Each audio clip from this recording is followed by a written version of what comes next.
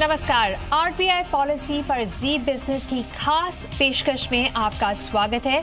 Policy आने में सिर्फ आधा घंटा रह गया है।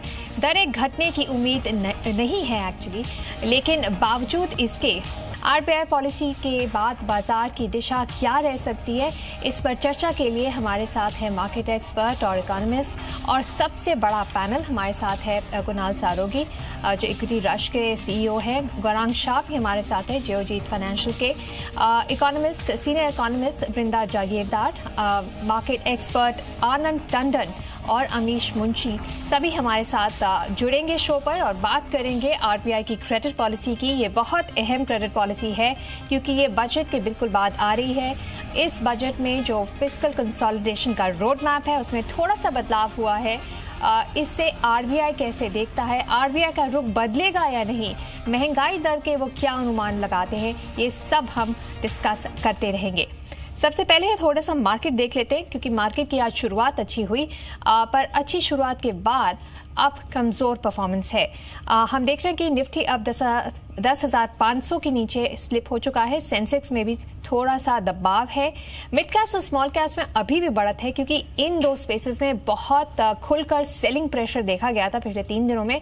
यहाँ रिकवरी थोड़ी बेहतरीन है।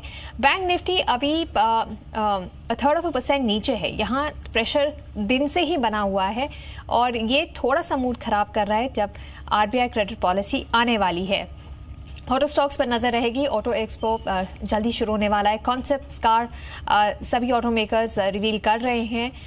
काफ़ी इंटरेस्ट है नई गाड़ियों में, इलेक्ट्रिक कार्स में, हाइब्रिड कार्स में। तो हम देख रहे हैं ऑटो सेक्टर में और ऑटो इंडेक्स में आज ट्रेड रीजनेबल देखा जा रहा है।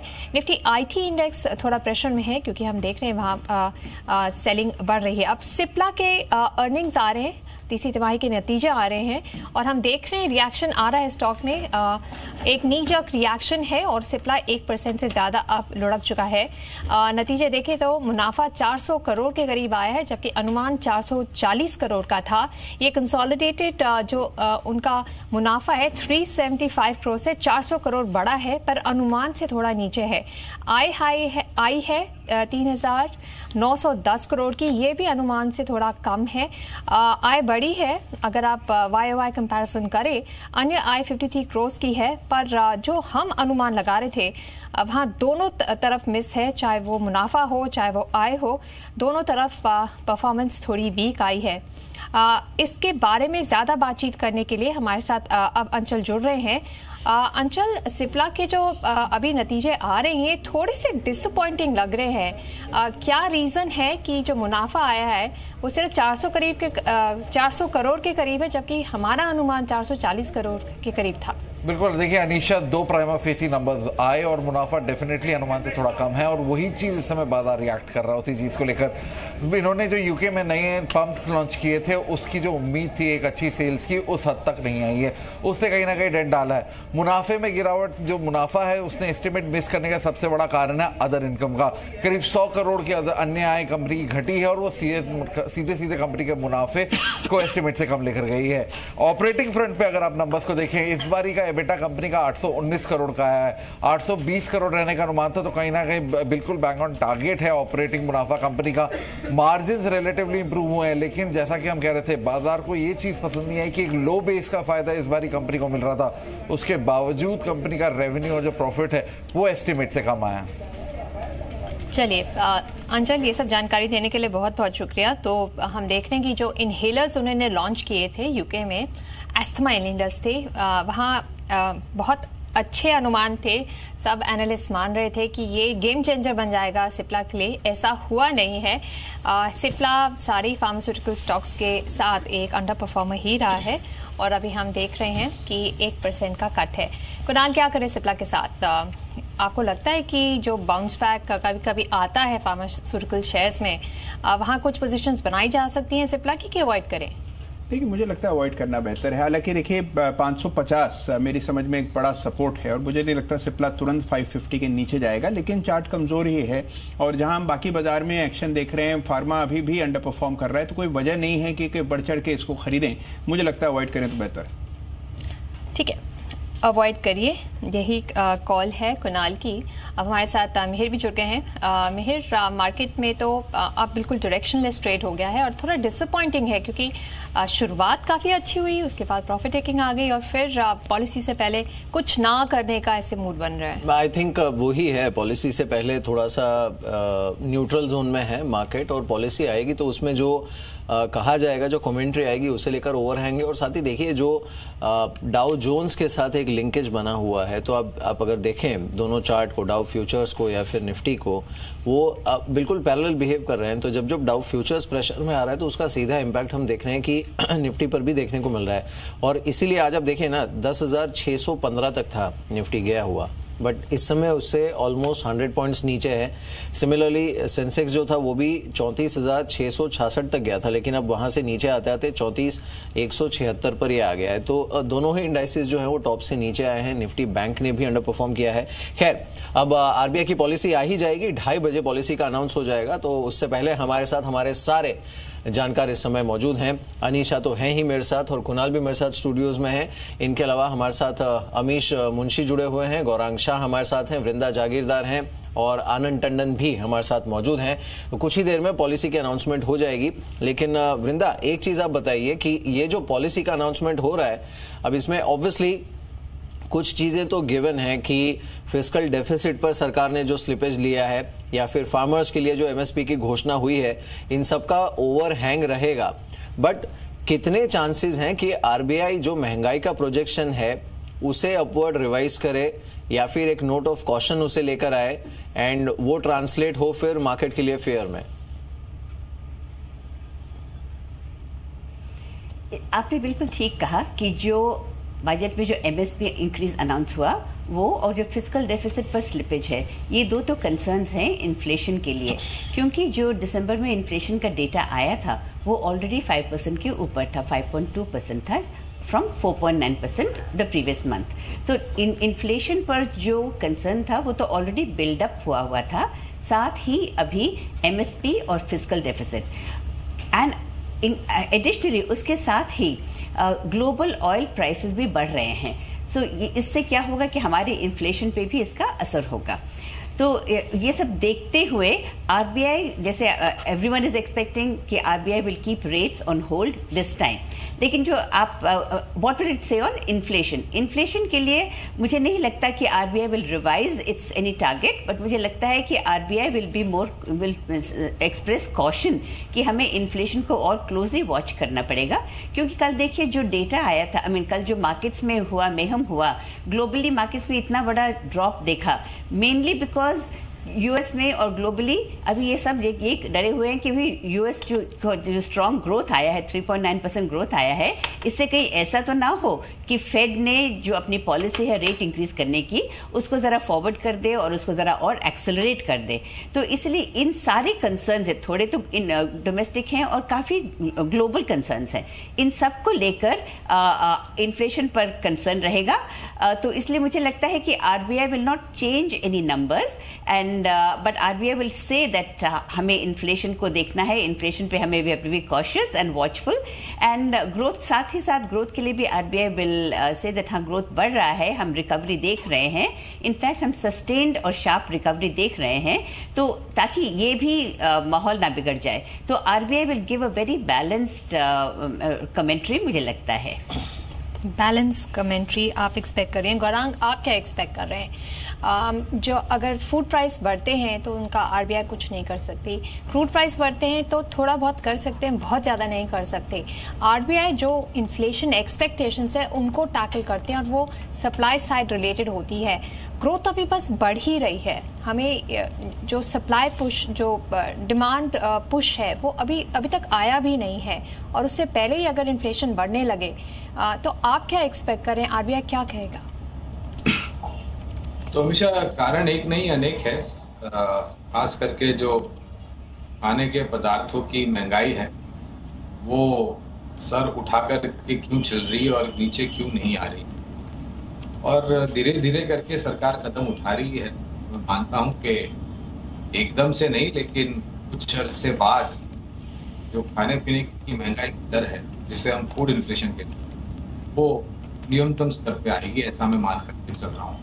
दूसरी बात, जहां तक रहा आपका प्रश्न कच्चे तेल को लेकर के, तो ये राय मैंने करीबन 1.5-2 साल पहले आप ही के चैनल पे दी थी, जब कच्चा तेल $120-125 चल रहा था। लोग अनुमान लगा रहे थे $150-200-500, लेकिन ये 150 के पार नहीं गया, करके 30 के नीचे। अब 65-70 के आसपास चल रहा है। ज्यादा लंबे समय तरफ के दायरे टिकेंगे, ये मैं मानते चल रहा हूँ। और फिर से आपको शायद 60 के आसपास कच्चा तेल दिखाई देगा, तो वहां से भी मुझे ऐसा कोई खतरा खड़ा होता हुआ नजर नहीं आता। हाँ, छोटी या मध्यम अवधि के लिए, क्योंकि $30-35-40 वाला 65-70 तक गया है, तो उसको लेकर के कुछ गुंजाइश बिल्कुल है, लेकिन ये टिक नहीं पाएगा, ये मैं मानता हूँ। और हमेशा हमें लॉन्ग टर्म एवरेजेस देखनी चाहिए, ना कि शॉर्ट टर्म एवरेजेस या मीडियम टर्म ट्रेंड। और पॉलिसी का सवाल जहां तक, तो आज कटौती तो नहीं आएगी, होल्ड रखेंगे, और स्टांस मेरे ख्याल से न्यूट्रल रहेगा, ये मानते जी। आनंद, आपका जो डिस्कम्फर्ट था मार्केट में वैल्यूएशंस को लेकर, स्पेशली मिड कैप और स्मॉल कैप में, अब वो जो करेक्शन हमने बजट के पहले ही शुरू होते देखा मार्केट में, उसके बाद कंफर्ट लेवल क्या आपका बढ़ा है पहले के मुकाबले? बिकॉज पॉलिसी से एटलीस्ट कोई बहुत बड़ा पॉजिटिव ट्रिगर आने की उम्मीद कम ही है मार्केट के लिए। पॉलिसी से कोई ट्रिगर नहीं आ सकता। देखिए, मॉनेटरी पॉलिसी कमेटी का एक ही एक ही इंडिकेशन देखा है हमने अभी तक, वो ये कि इंटरेस्ट रेट को ज़रूरत से ज़्यादा बढ़ा के रखो, ताकि उनको कोई ये ना कह सके कि आपने इन्फ्लेशन को बढ़ने दिया। अगर आप देखें तो अभी भी जो अनुमान है, अगले पहले नेक्स्ट 3-4 महीने में शायद इन्फ्लेशन थोड़ा सा बढ़ जाएगा, उसके बाद फिर से वापस गिरने वाला है। मेरे हिसाब से real interest rate and of the year में आपको कम से कम 4% दिख जाएंगे, लेकिन उसके बावजूद मुझे कोई उम्मीद नहीं है कि वो कुछ रिएक्ट करें। ये सिंगल टारगेट जो है बड़ा बेवकूफ़ी का काम है, क्योंकि अगर आपने ग्रोथ को नहीं देखा और मद्देनजर नहीं रखा, तो आप इंटरेस्ट रेट कुछ भी लगा के रख सकते हैं। अगर आपको इन्फ्लेशन मारना ही है और आपके पास एक ही औजार है कि आप डिमांड को ख़त्म कर दें, तो ऑलरेडी एक मरी हुई डिमांड की इकोनॉमी में उसको करने का सीधा सा तरीका है कि इंटरेस्ट रेट बढ़ा दें। तो मुझे कोई उम्मीद नहीं है कि एमपीसी से कोई इंटरेस्ट रेट का कट आएगा या कोई चेंज आएगा। जहाँ तक बाजार में वैल्यूएशन का सवाल है, वैल्यूएशन अभी भी स्ट्रेस्ड हैं।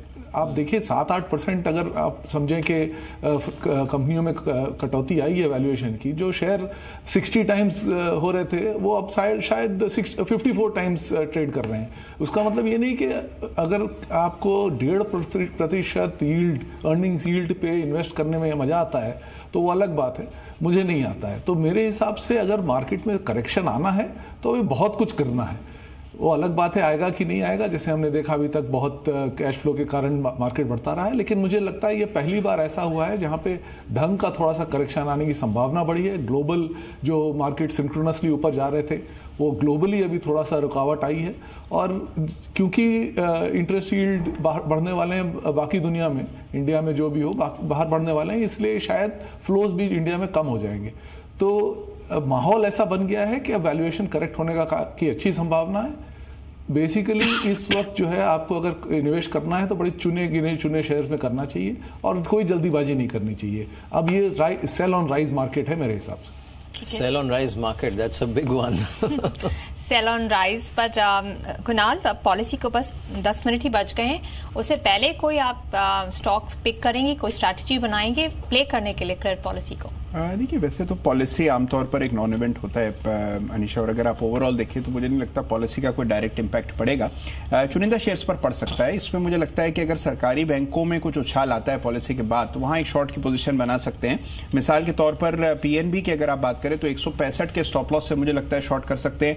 यहाँ पर लक्ष्य जो है वो 150-148 का होगा। तो मुझे लगता है सरकारी बैंकों में जो दबाव देखा जा रहा है कुछ गहरा सकता है।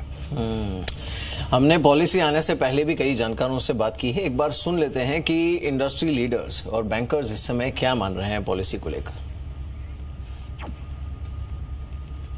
इंटरेस्ट रेट, मेरे ख्याल से यहाँ से इंटरेस्ट रेट्स कम होना मुश्किल है, क्योंकि अब we'll have to watch inflation, we'll have to watch the liquidity position and so on. So यहाँ से इंटरेस्ट रेट्स अब कम होना मुश्किल है। ग्रेजुअली एक्चुअली इंटरेस्ट रेट्स बढ़ सकते हैं। We are at the bottom of the interest rate cycle, but I also said at that time for the next 3 to 6 months I don't see rates going up. And now I would say that for the next 3 months, I don't see rates going up. जहाँ तक मेरा सोचना है in the near term interest rate कम होने की संभावना कम है, क्योंकि अभी जो बजट में भी फिस्कल डेफिसिट थोड़ा बड़ा है, 3.5% हुआ है, और अभी इन्फ्लेशन भी करीब करीब जो लेवल पे चाहिए वहीं चल रहा है। तो I don't think there is too much room for reduction in interest rate, so I will not be expecting it in the short term. नहीं, कम होने की गुंजाइश अब थी ही नहीं, क्योंकि इन्फ्लेशन भी बढ़ गया है। तो मैं समझता हूँ कि इंटरेस्ट रेट्स जैसे है वैसे ही रहेंगे। रेट कट देखिए, ये होगा नहीं होगा, किस प्रारूप में आएगा, ये आरबीआई ही डिसाइड करेगी। लेकिन मेरा अपना ये मानना है कि परिस्थितियों को देखते हुए रेट कट की संभावना कम ही लगती है। Overall, the yield movement on bond market, I think, should remain more in a narrow range of about 5-10 basis points from here, plus or minus from the current level. So I am not expecting too much of upward movement on interest rates. तो आप देख रहे हैं credit policy पर हमारी खास coverage. हमारे साथ हमारे सारे मेहमान मौजूद हैं। अमीश मुंशी भी हमारे साथ हैं, वृंदा जागीरदार हैं। पॉलिसी आने में फिलहाल करीब 8 मिनट का समय है। 2:30 बजे पॉलिसी आएगी और उसके बाद RBI governor doctor Urjit Patel अपना बयान भी देंगे। अमीश, आपकी एक्सपेक्टेशंस क्या है? एक्सपेक्टेशन तो स्टेटस को ही है। देखते हैं कि लैंग्वेज थोड़ी हॉकिश होती है कि नहीं, कि जिस तरह से फिस्कल डेफिसिट, थोड़े इन्फ्लेशन कंसर्न वो है, तो उस हिसाब से देखना है। लास्ट पॉलिसी में भी हमने देखा कि जो सेकेंड हाफ का उनका रेंज था इन्फ्लेशन फोरकास्ट का, वो 4.2 से 4.6 के रेंज को उन्होंने थोड़ा ऑफर दिया था, 4.3 to 4.7। सो आई थिंक वो देखना है। सेकेंडली जो इकोनॉमिक ग्रोथ फोरकास्ट था 6.7 for the current year as well as 7.5% next year, उसमें कुछ बदलाव है क्या, तो उनका क्या असेसमेंट है। एंड थर्डली डेफिनेटली कि जिस तरह से फिस्कल डेफिसिट नंबर्स आए ये साल के, नेक्स्ट ईयर के बजट नंबर्स हैं, तो उसमें आरबीआई का क्या रिएक्शन होगा। सो आई थिंक ये पॉलिसी में तो एक स्टेटस को ही रहेगा, बट डेफिनेटली एटलीस्ट जो लास्ट इन्फ्लेशन नंबर आए हैं it's on the higher side. And secondly I think जो नेक्स्ट पॉलिसी आएगी तभी they will also start factoring the first initial forecast कि इस साल का मानसून कैसे रहेगा फरवरी एंड मार्च में, एटलीस्ट इंटरनेशनल एजेंसी से। तो आई थिंक फिर वो ध्यान में रखेंगे। तो एज ऑफ टुडे हमें लगता है स्टेटस को पॉलिसी स्टांस भी न्यूट्रल ही रहेगा, बट आगे देखते हैं। गौरांग का मार्केट में अच्छी गिरावट देखी गई और मिड कैप्स और स्मॉल कैप्स आज बाउंस बैक कर रहे हैं। कोई अच्छी गुड क्वालिटी नेम्स जो आपको लगते हैं अच्छे प्राइसेस में मिल रहे हैं, जहां आप कुछ एक्यूमुलेट करना चाहे, कोई रिकमेंडेशंस हैं आपकी? हमेशा अच्छे मूल्यांकन की परिभाषा क्या होती है वो तो मुझे नहीं पता, क्योंकि अगर आप तुलना करने जाएं पिछले साल में जिस तरीके से रिटर्न खड़ा किया, फिर वो चाहे इंडेक्स हो, बैंक निफ्टी हो, ब्रॉडर मार्केट्स के मिड कैप, स्मॉल कैप या माइक्रो कैप इंडेक्स हो, और उसके सामने अगर आपको थोड़ी बहुत 6%, 7%, 10%, 14%, 15% की गिरावट देखने मिलती है, तो ये लाजमी है, मैं ये मानता हूँ। अब ये कंपनियों के लिहाज से तिमाही नतीजों के आधार पर, मैनेजमेंट के आधार पर, कारोबार की रणनीति को लेकर के, डेट को देख करके, बैलेंस शीट पर कैश फ्लोस को देख करके अगर आप निवेश करते हैं, फिर वो चाहे कंपनी ब्रॉडर मार्केट्स में हो, चाहे वो कंपनी लार्ज कैप में हो, आपको रिटर्न खड़ा करके देगी। तो उसी लिहाज से मेरे ख्याल से अभी अभी कुछ नतीजे आए थे कि एनआर कंस्ट्रक्शन है, इंफ्रास्ट्रक्चर से जुड़ी कंपनी जो हमें पसंद है। केईसी इंटरनेशनल के भी नतीजे आए, हमारे उम्मीद से काफ़ी बेहतर थे और हमने हमारे लक्ष्य ऊपर की तरफ बढ़ाए हैं। एनबीएफसी में एक कंपनी है कैपिटल फर्स्ट जो हमें पसंद है, यहाँ पर भी नतीजे काफ़ी अच्छे आए थे और खबरों में भी है आईडीएफसी बैंक को लेकर के। और दिग्गजों में अगर आप मुझे पूछे तो एमएनएम को मैं पसंद करूंगा, जिस तरीके से वित्त मंत्री सामने कृषि क्षेत्र को सामने रखते हुए कुछ बातें बताई, और एस्कॉर्ट्स लिमिटेड जो कि अर्थ मूविंग इंस्ट्रूमेंट्स और फैक्टर बनाती है, तो ये ब्रॉडर पसंदगी होगी। पॉलिसी के लिए कुछ होगा आपके पास कोई स्ट्रैटेजी गौरांग का बहुत शॉर्ट टर्म में? हमेशा पहले तो मैं ये मानता हूँ कि पॉलिसी एक सिर्फ 5-10 मिनट या 15 मिनट का ही रिएक्शन देती है मार्केट में, और मैं बुनियादी तौर पर आकलन करता हूँ, तो छोटी या मध्यम अवधि के लिए मैं टिप्पणी नहीं देता। और मैं ये भी मानता हूँ कि आज भी जब गवर्नर साहब बयान देंगे शायद आपको 10-15 मिनट के लिए कुछ रिएक्शन आता हुआ दिखे, उसके बाद फिर से हम काम पे लग जाएंगे। बिल्कुल। चलिए गौरांग, शुक्रिया हमारे साथ इस बातचीत में शामिल होने के लिए। Thanks for joining us. Vrinda, quickly, अब इस कैलेंडर ईयर में 2018 में आरबीआई की तरफ से आपकी रेट हाइक की एक्सपेक्टेशन कितनी है? कितने रेट हाइक हो सकते हैं? बिकॉज ऑलरेडी कुछ एक रिपोर्ट्स आ चुकी हैं predicting more than 1 rate hike. मुझे लगता है कि इस 2018 में एक ही रेट हाइक होने की संभावना है, वो भी towards the end of the year, sometime in December 2018। तो तब तक तो RBI will be on hold, क्योंकि देखिए हमें ग्रोथ को बढ़ावा देना बहुत ही इम्पोर्टेंट है। और जहाँ तक इन्फ्लेशन का कंसर्न है, इन्फ्लेशन अभी जैसे आपके एक पैनलिस्ट ने भी कहा कि इमीडिएटली थोड़ा बढ़ेगा, लेकिन उसके बाद इतने जो सप्लाई चेन और सप्लाई साइड जो मेजर्स लिए हैं उससे इन्फ्लेशन को, पर्टिकुलरली फूड इन्फ्लेशन को कंट्रोल करने में बहुत ही हेल्प मिलेगा। तो इसलिए इन्फ्लेशन में हम कोई शार्प या रनअवे हाइक देखने की संभावना कम है।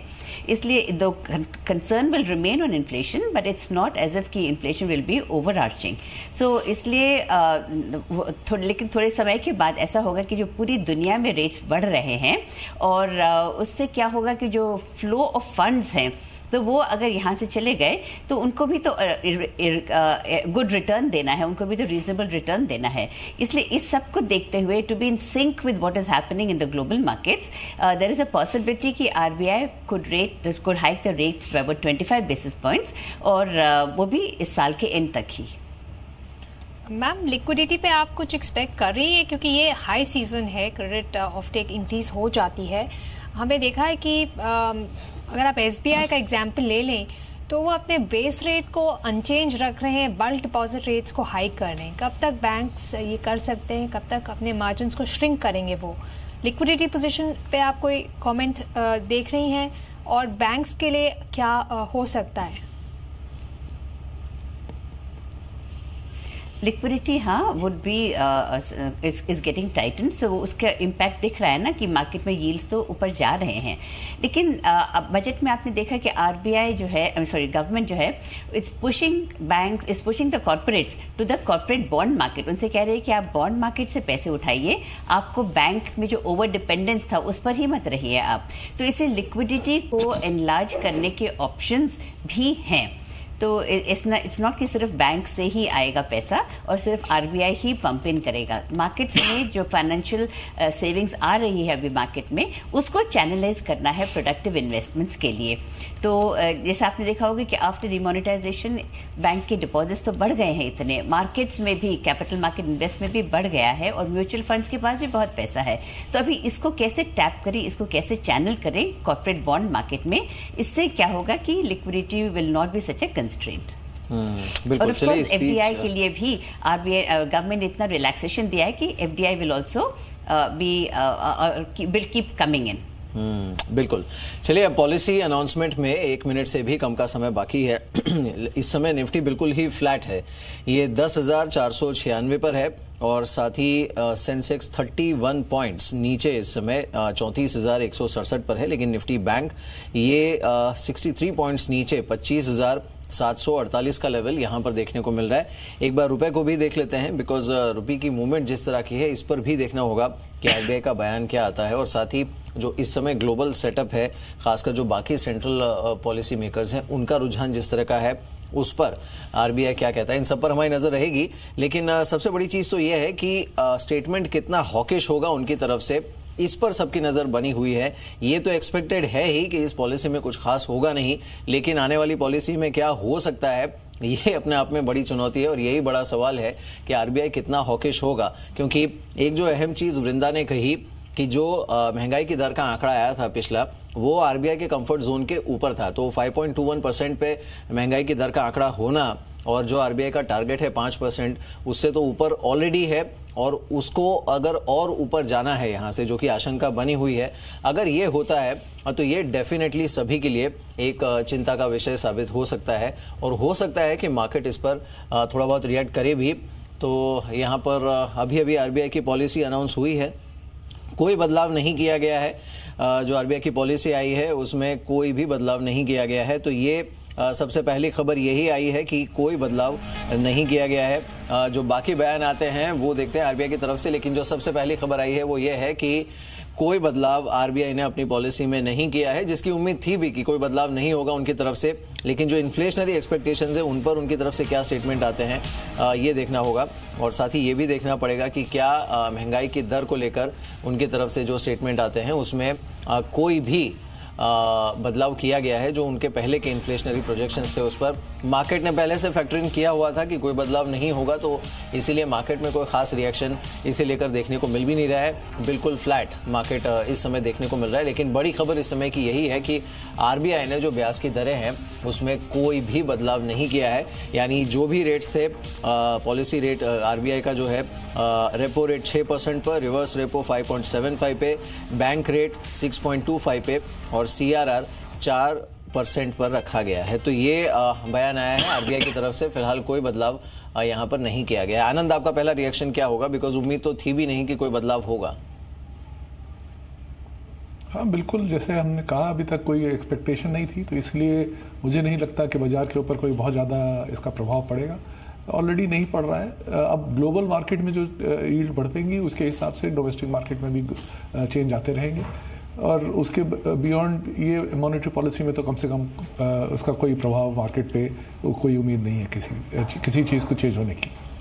बिल्कुल, आरबीआई ने ये कहा है कि अप्रैल टू सितंबर 2018 का जो उनका सीपीआई बैंड है वो 5.1 से लेके 5.6 है, और अक्टूबर टू मार्च 2019 उनका सीपीआई बैंड 4.5 से 4.6। तो मिहिर यही कह रहे थे कि पहले थोड़ा वो इन्फ्लेशन में इंक्रीज होगा और आगे चलकर वो ये देख रहे हैं कि इन्फ्लेशन कम होगी बट विद अपसाइड रिस्क। तो एक कैविएट है कि अपसाइड रिस्क है।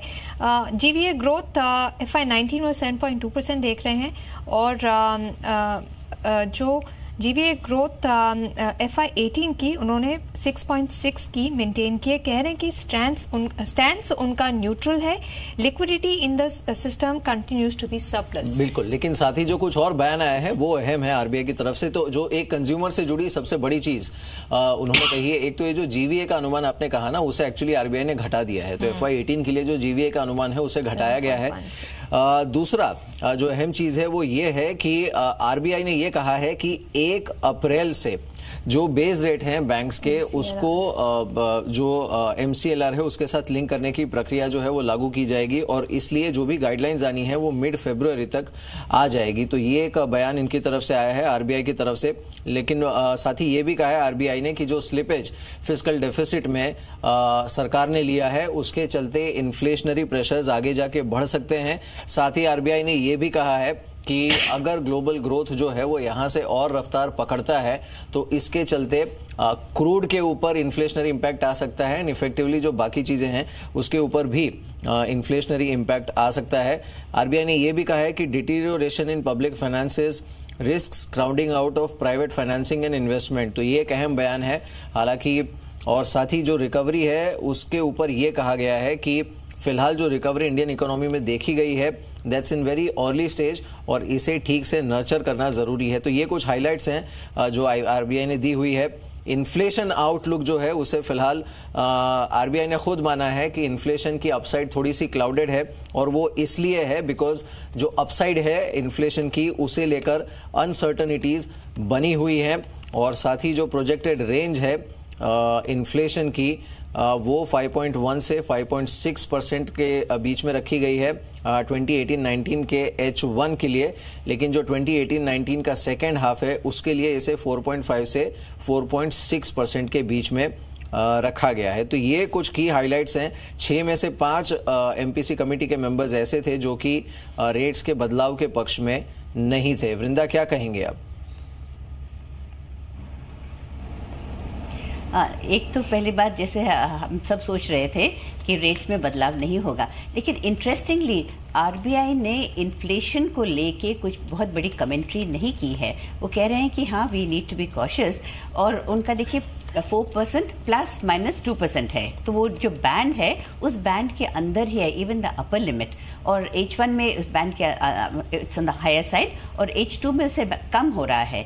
तो इसलिए इन्फ्लेशन को लेकर RBI says we need to be सतर्क, but at the same time उन्होंने कुछ उसके लिए कुछ बहुत बड़ी कमेंट्री नहीं की है। बट इंटरेस्टिंगली RBI ने ये भी कहा है कि recovery is in the early stage, यानी RBI इज ऑल्सो कंसर्न कि हमें रिकवरी को सपोर्ट करना है, इसलिए वो कुछ जल्दबाजी में कुछ रेट हाइक करने के चांसेस मुझे कम दिखते हैं इस कमेंट्री से।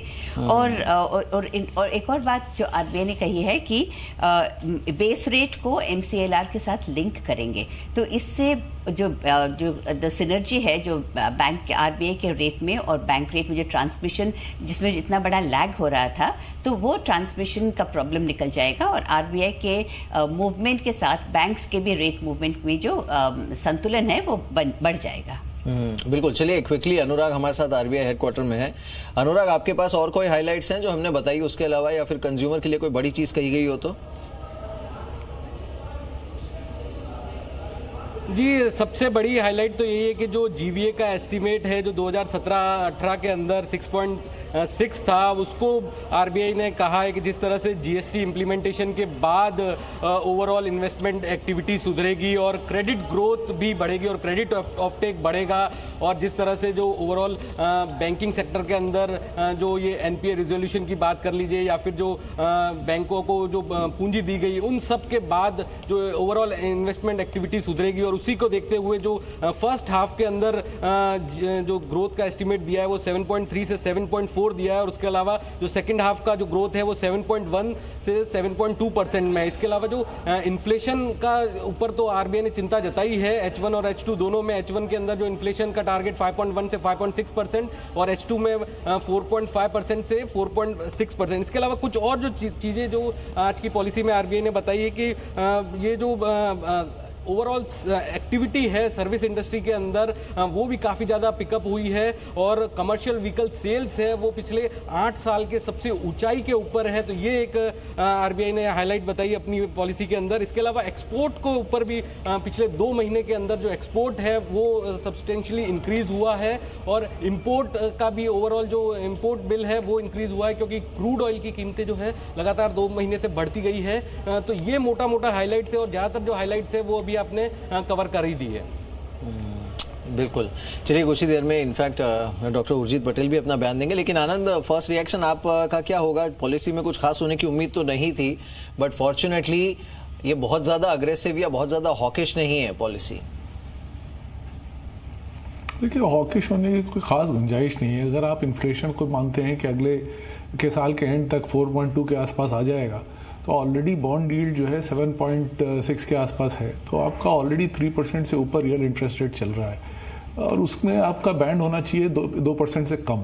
तो एक्चुअली आपको उस समय शायद एक पॉसिबिलिटी होगी कि रेट कट के फिर से डिमांड आ जाए, और बल्कि अगर आपको ग्रोथ सस्टेन करना था तो यहाँ पर भी आप कर सकते थे, क्योंकि कभी तो RBI कहता है कि वी आर लुकिंग फॉरवर्ड और कभी बोलता है हम डेटा लेड हैं। तो अगर आप लुकिंग फॉरवर्ड है तो आपको देखना चाहिए कि अगर अभी रिकवरी अभी शुरू हुई है और आपके पास गुंजाइश है रेट कट करने की, तो आप क्यों नहीं कर रहे हैं। लेकिन अगर आप ये मान के चलें कि ठीक है एस्टीमेट में गलती हो सकती है और इसलिए आप अभी इन्फ्लेशन को बढ़ाना नहीं चाहते हैं, तो जहाँ पे है वहीं पे है, तो उसके अलावा उससे ज़्यादा कुछ खास RBI से कोई इस वक्त उम्मीद करना कोई फ़ायदा नहीं है। लिक्विडिटी बनाए रखें, उसमें मार्केट टाइट ना होने दें, क्योंकि अगर बाहर का पैसा आना कम हो जाता है और गवर्नमेंट की बोरोइंग बढ़ जाती है तो शायद लिक्विडिटी में थोड़ा सा असर पड़ सकता है। अगर RBI लिक्विडिटी बरकरार रखे तो मुझे नहीं लगता कि पॉलिसी के ऊपर, मार्केट के ऊपर कोई खास प्रभाव पड़ेगा, एटलीस्ट नेगेटिव प्रभाव तो नहीं रहेगा। ठीक है अमीश, एक जो स्टेटमेंट है रिलीज में वो ये है कि थोड़ा सा डर है कि गवर्नमेंट की बोरोइंग की वजह से प्राइवेट इन्वेस्टमेंट क्राउड आउट हो जाए। सबका ये मानना है कि अब प्राइवेट इन्वेस्टमेंट बढ़ेगी क्योंकि M&A एक्शन भी बढ़ेगा, जो IBC के केसेस हैं, और प्राइवेट सेक्टर से फंडिंग की डिमांड बढ़नी चाहिए। आपको लगता है कि ये होगा, इन्वेस्टमेंट एक्टिविटी बढ़ेगी? कौन से सेक्टर्स या पॉकेट्स में से सबसे ज़्यादा डिमांड आएगी इन्वेस्टमेंट्स के लिए? सो हमें लगता है कि डेफिनेटली ये एक तो फाइन बैलेंसिंग है, आरबीआई को करना ही है कि भाई प्राइवेट इन्वेस्टमेंट्स की जैसे डिमांड रिवाइव हो तो जो पब्लिक गवर्नमेंट बोरोइंग है वो उसको क्राउड आउट मत ना कर ले। तो जैसे जैसे कैपेसिटी यूटिलाइजेशन इंडस्ट्री वाइड बढ़ता जाएगा, करेंटली हम लोग 72-74% के बीच में है, बट जो बजट में भी स्टेप्स लिए हैं सो रूरल डिमांड रिवाइव होती है अगले 3-4 महीने में। जैसे मैंने कहा पहले कि अगर मानसून ये साल भी ठीक ठाक रहा, 7th पे कमीशन का इम्पैक्ट आएगा, central government then this year state governments, next year public sector units, तो बेसिकली उसे एक इकोनॉमी में डिमांड रिवाइवल होगी। और हमने देखा कि जस्ट लास्ट 2 महीने में ही we have seen the credit offtake picking up almost touching double digit kind of a thing. तो ये सब ध्यान में रखते हुए जिस तरह से जो सेक्टर्स अभी कर रहे हैं और जहाँ डिमांड ऑलरेडी है अच्छी, सो कमर्शियल व्हीकल्स है, 2 व्हीलर्स है, पैसेंजर कार्स है, आगे जाके जिस तरह से इंफ्रास्ट्रक्चर फोकस है तो in terms of cement, road construction, तो ये सब सेक्टर में डिमांड हो सकती है। And as a corollary to that cap goods, उसमें एक capacity expansion probably 6 months down the line हो सकती है। बिल्कुल। कोई खास रिएक्शन तो देखने को मिला नहीं है कुणाल। आई थिंक मार्केट्स के लिए तो इंटरनेशनल क्यूज जो हैं वही ज़्यादा मैटर कर रहे हैं। अभी भी आप देखिए निफ्टी 14 पॉइंट नीचे है, सेंसेक्स 8 पॉइंट नीचे, but that's more in sync with Dow futures. जो आरबीआई की पॉलिसी है उसमें ऐसा कुछ कहा नहीं गया है, बट फ्रैंकली इस पॉलिसी को आप बहुत ही फीकी पॉलिसी भी कह सकते हैं, बिकॉज कोई बड़ी चीज़ नहीं कही है। बस एक कंज्यूमर के लिए अच्छी चीज़ ये हुई है कि 1 अप्रैल से जो भी लेंडिंग रेट होगा बैंक्स की तरफ से वो ज़्यादा ट्रांसपेरेंट हो जाएगा। ये जो नया मैकेनिज्म 1 अप्रैल से लागू होने जा रहा है उससे, बट अदरवाइज आप निफ्टी बैंक पर या फिर इसके कंपोनेंट्स पर क्या करेंगे अब इस पॉलिसी के बाद? देखिए, मुझे लगता है बिल्कुल आपने सही फरमाया। मुझे लगता है मेरे कि जब तक ग्लोबल क्यू सुधरेंगे नहीं, आपको कोई रिकवरी देखने को नहीं मिलेगी। आज भी ऊपर के लेवल्स को हम होल्ड नहीं कर पाए और ये जरूर चिंता का विषय है। लेकिन एक अच्छी बात सिल्वर लाइनिंग कहें तो ये है कि 10,450 के सपोर्ट को निफ्टी होल्ड कर पाने में सफल रहा है।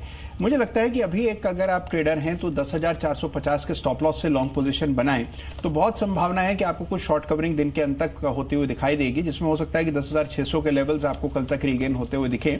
तो 10,450 के स्टॉप लॉस से मेरी राय में लॉन्ग करने में हर्ज नहीं। ठीक है। कोई स्टॉक्स जो आपको लगता है अच्छा बाउंस बैक दिखाएंगे इन लेवल से, क्योंकि जो बैंक्स है वहाँ एक्शन अच्छा नहीं था, प्रॉफिट टेकिंग जारी थी, यहाँ कुछ लॉन्ग पोजीशंस बन सकते किसी बैंक में? देखिए, बैंक के बनिस्बत मुझे लगता है निशा, अगर आरईसी को देखा जाए तो इसमें जरूर एक अच्छा मोमेंटम पिछले कुछ मिनटों में बनाया है। तो एक शॉर्ट टर्म ट्रेड जरूर यहाँ खुलता है जिसमें 146-147 के टारगेट हो सकते हैं। स्टॉप लॉस 140 के आसपास 1-1.5 रुपया नीचे रखें और मुझे लगता है कि 146-147 इसमें जल्द आता दिखेगा। तो आरईसी डेफिनेटली बाय कर सकते हैं।